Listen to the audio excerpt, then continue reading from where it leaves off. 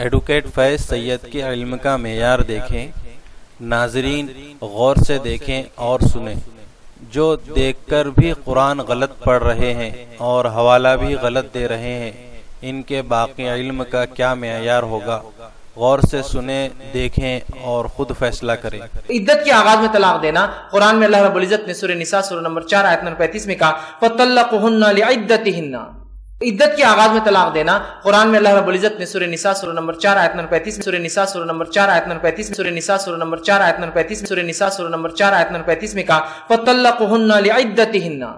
يا أيها النبي إذا طلقتم النساء فطلقوهن لعدتهن وأحصوا العدة فَطَلَّقُهُنَّ لِعِدَّتِهِنَّ أفطلقوهن لعدتهن فَطَلَّقُهُنَّ لِعِدَّتِهِنَّ أفطلقوهن لعدتهن۔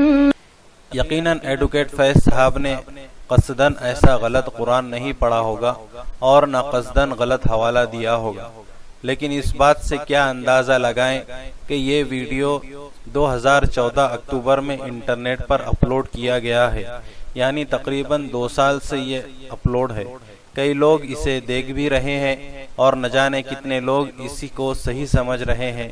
کیا فیض صاحب کے IRC کے ذمہ داران بنا تحقیق کے ہی ویڈیو اپلوڈ کر دیتے ہیں؟ کیا IRC میں کوئی عالم نہیں ہے جس سے اس کی تصدیق کی جائے صحیح ہے یا غلط، پھر اپلوڈ کریں؟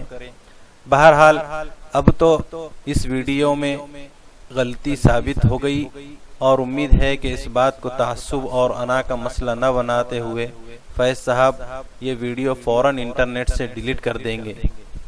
ناظرین، ہر شعبے کا ایک ماہر ہوتا ہے اور دین کے ماہر صرف علماء ہیں، کوئی ڈاکٹر، ایڈوکیٹ یا انجینئر نہیں۔